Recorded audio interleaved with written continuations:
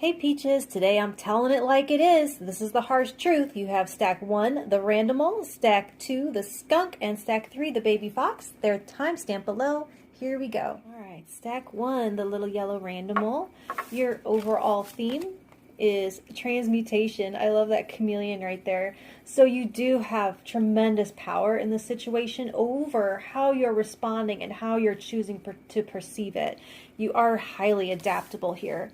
Pretty cool. I have my little stones because this deck, some people aren't wearing all their clothes, so you never know. So you have the Hierophant, you have the Ace of Wands, and yep, as I suspected, you have the Three of Swords.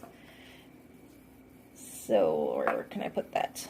There. Okay. Now, Hierophant, Ace of Wands, Three of Swords. They are really highlighting how much power actually is in your hands here. The harsh truth here lies in how much control you are admitting to yourself that you have. And they're saying that the things coming at you are actually neutral energies. You're the one that decides labels like good and bad, stuck, free. The Hierophant does show you operating within a power structure, so it makes sense from a certain perspective why you would not see your power here. But power structures have rules, and when you know them thoroughly enough, you know how to harness their power to your advantage. So they're showing where taking things more personally than they are keeps you at ground level. You can disidentify with that and see the rules as your tools, as something you can use in your favor. And yes, there may be some sacrifice involved, but no one's going to make you, no one's going to take anything from you. It is totally up to you what you decide is worth it and what is not. And they're saying you have to start somewhere. I'm not seeing this as a relationship. This is either a job or mental health related. And if it is a relationship, comment below, because I'm interested to see how this would play out in a relationship. But anyway, untangling it, relabeling things, because words have tremendous power over our perceptions.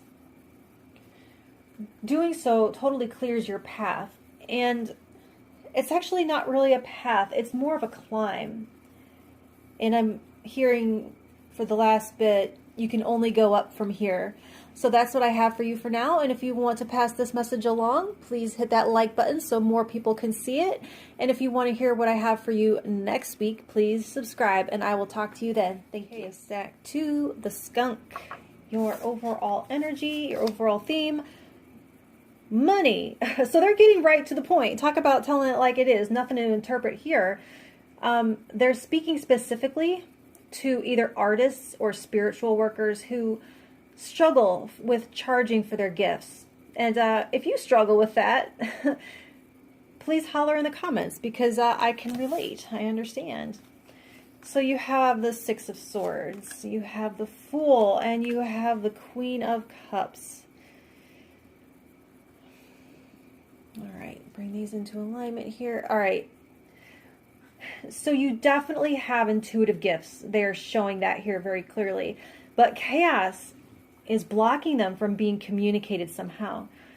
So whether it's a need to order your thoughts better, or there's a tendency to over-interpret or to codify your insights, there's no strategy here. There's a void between the heart and the mind, and the message is falling in somehow.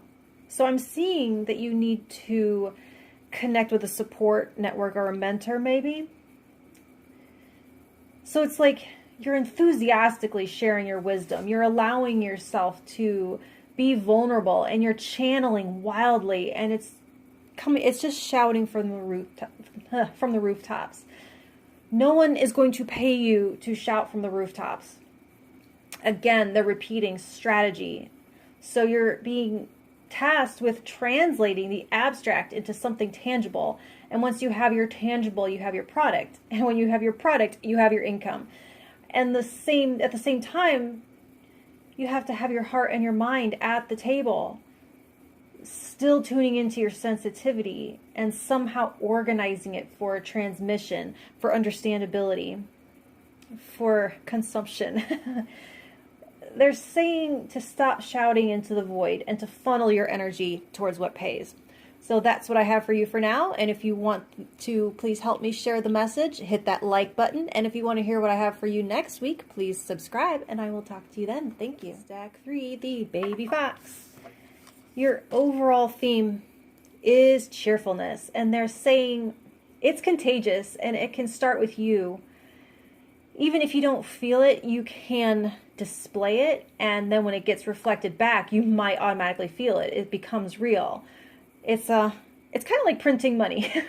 So speaking of cheerfulness, hey, cheer up the screen right now with that thumbs up button, and comment if you want me to pull you a card from the Love Bombs deck. If you need to cheer up, that's a great deck. So just comment below if you need a cheer up, okay? I feel it. Okay, so you have, I gotta be careful with this deck. You have the Page of Wands. Yep, that's what I thought. Page of Wands. Okay, I don't know what YouTube's rules are about this kind of thing, so we're gonna cover that up. You have the Magician. Hopefully that little moment didn't cost me. And then you have the Two of Pentacles. She is dressed in glitter and gold. Beautiful. All right. So, yeah, I do hear them saying to lighten up. The harsh truth here is that even though you have everything in place and you're making all the right moves, vibe matters. So do you believe wholeheartedly in what you're saying? And do you believe wholeheartedly in what you're doing? There's almost a goal-orientedness obstructing joyful expression. And they're saying you are supported, you're safe, and you'll be taken care of. You have the best of both worlds in your hands. Look nearby in your immediate surroundings for something that brings you joy. Or you can hack your vibe with music or a walk. But they are saying you need to refresh and reset your energy. When you channel joy into your work, everything you touch turns to gold. And when it's joyless, it just thuds to the ground. And they're telling you to clear your energy and go back to the drawing board. And also they're saying to work with your cycles. If you're not feeling it, pushing forward could actually set you back. Okay, so that's what I have for you for now. And if you would please help me share the message by hitting that like button. And if you want to hear what I have for you next week, please go ahead and subscribe. And I will talk to you then. Thank you.